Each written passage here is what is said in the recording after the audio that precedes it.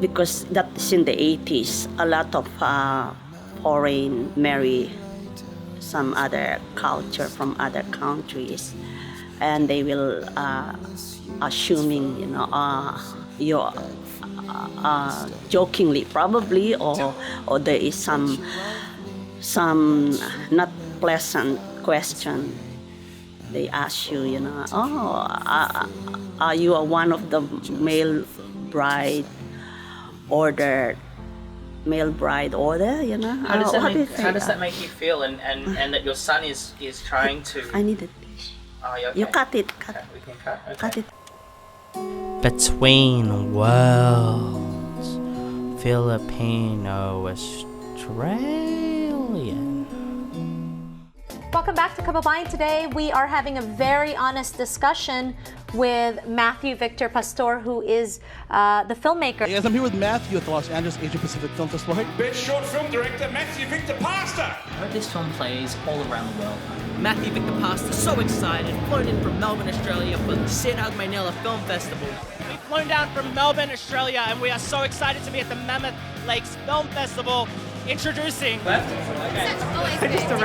He's making movies about, the life of being a Filipino Australian in Melbourne. I think you're the only person I know who so far have done that. Filmmaker, film director. Wow, what an intro. They say get them in the intro. Well, that's what I try to do. I reckon about 1% of my life is lived like that intro. You see, I was born in the 3174. Noah Park is where I was born. I saw some crazy things growing up, but my life was different back then. And now here I am, filmmaker, film director Matthew Victor Pastor. You want the truth? The real truth? I wake up on the couch.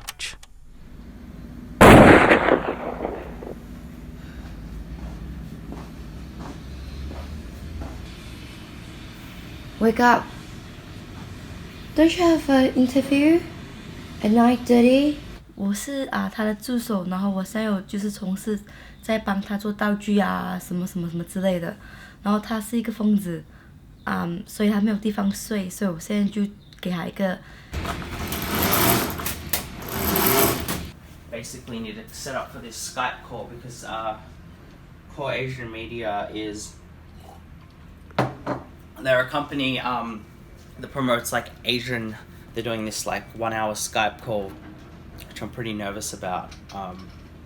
Which is why I couldn't sleep, but I thought I could write instead. So. Hi, Rachel. Hi. I'm Matthew. This is Rachel. Sorry. Nice to meet you all. Hi, lovely to meet you. It seems that it works pretty good, yeah. With the lack of Filipino Australian stories, Project Kultura aimed to foster and find the creative voices in our country. Really disappointing in this day and age of multiculturalism. Representation is still pretty much stereotyped. Community right now as Filipino Australians, kasi if we don't encourage and we don't nurture, we can't grow. Coming back to Project Kultura, I feel like that sense of being lost, the solution to it is building the community of people who are experiencing a similar thing. And I think that it is many, many Filipino Australians living here in Melbourne that feel that way when they go home or go back for the first time. That's right. Yeah. I grew up on cinema. I love cinema. So I incorporate the millennial story, the diaspora of Filipino Australians, and how that falls into the cinema. Ah, cinema. Geez, where are all the storytellers though? The other film directors? It was through this process it became evident that there were other Filipino Australian storytellers, like Ediva Miasis, who had written and directed her first short film, Buas Damlag. Have a look! Wala labot sina. Kung weekend nagaupod ko sa akong mga amigo, nagainom kami. Pamatyagan ko na nadagid ako sa panahon diri sa Australia. I think the biggest challenge for Boss Damlag was definitely finding a Filipino actor. Through our audition, there was so many people coming through, but when we finally found our main actor who was the only Filipino person to audition, it was like an amazing moment for me. I think it's pretty surprising only because I feel like there is so many like Filipino actors out there, but I don't know if they're getting the opportunities or anything to actually show their talents. So yeah, it's pretty surprising, yeah. It was time to break out of the prison. I woke up one day and was like, I'm gonna make as many feature films as my body physically can. Inside Film called me Australia's most prolific filmmaker. Crazy. The thing is, when you live in fear, it breeds more fear. And why the fear in the truth? I just wanted to show what we were going through in the most open and honest way, bearing myself, as you'll see. Thank you so much for putting your in the film. I really wasn't expecting that. I was happily watching it for the next minute. Big close up of Matthew. Thanks, man. Yeah, basically my dad would take me to the video store and I got into kind of recreating those kind of films and they were really terrible. And your last words, Mike? And my last breath. Take this. Any overseas successes or film festivals? Yeah, I'm like blushing. I don't know why. It's hard to talk about yourself.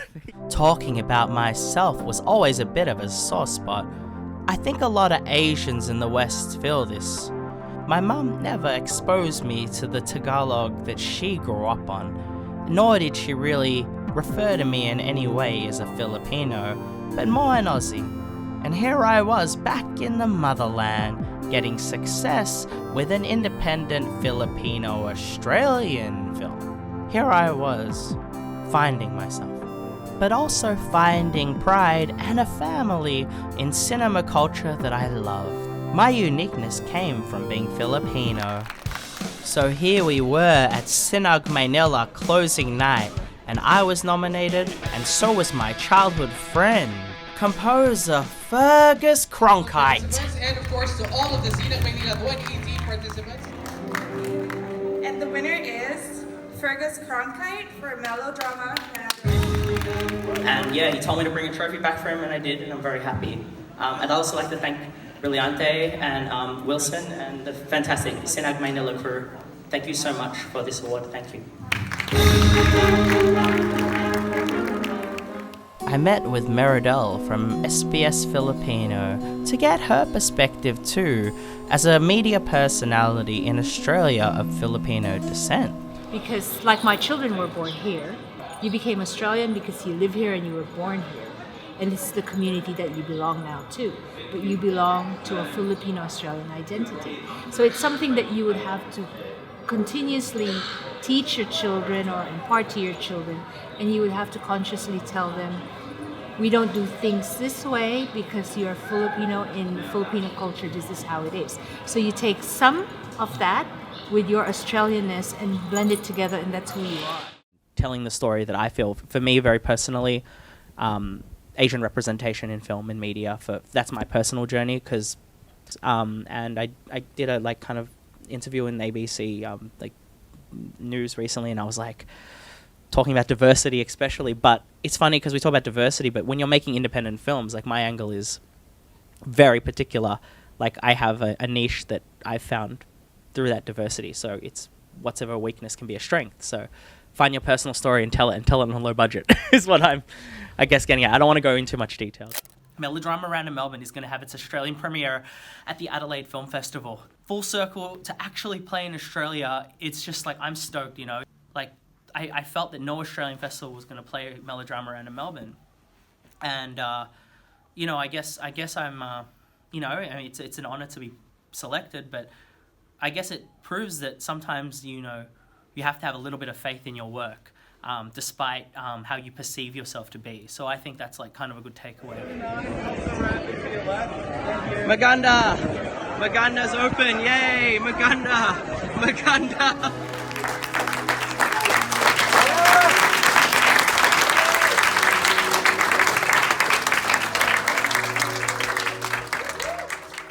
person who was born a Filipino or born in Filipino heritage, and to have like a family that literally has denied my Filipino-ness because of, you know, wanting to assimilate in Australia, only to rediscover it and then come back here and present a film, it's actually a very big deal.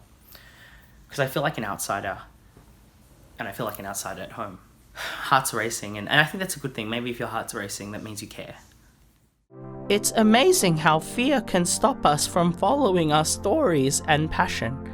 But not anymore.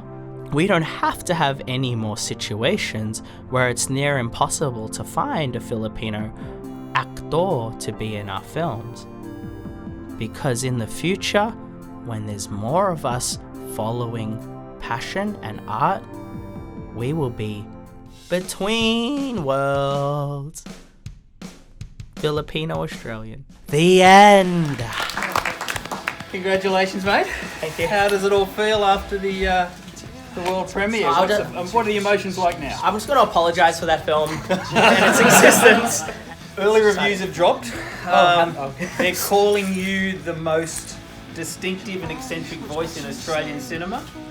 How does that sit to you? You seem surprised. And put yourself, and let's go with the big question first, put your role in the Australian sector in some sort of context. How do you see yourself fitting into the Australian film scene? I see myself as a boy from the 3174 Noble Park who is very lucky to make movies, who happens to be of Asian heritage, of mixed nationalities, who grew up in this country, this great place, and is basically making films from a different perspective in the context of the diaspora of Asian cinema. It's a different perspective, and I feel that that's the space that I will occupy.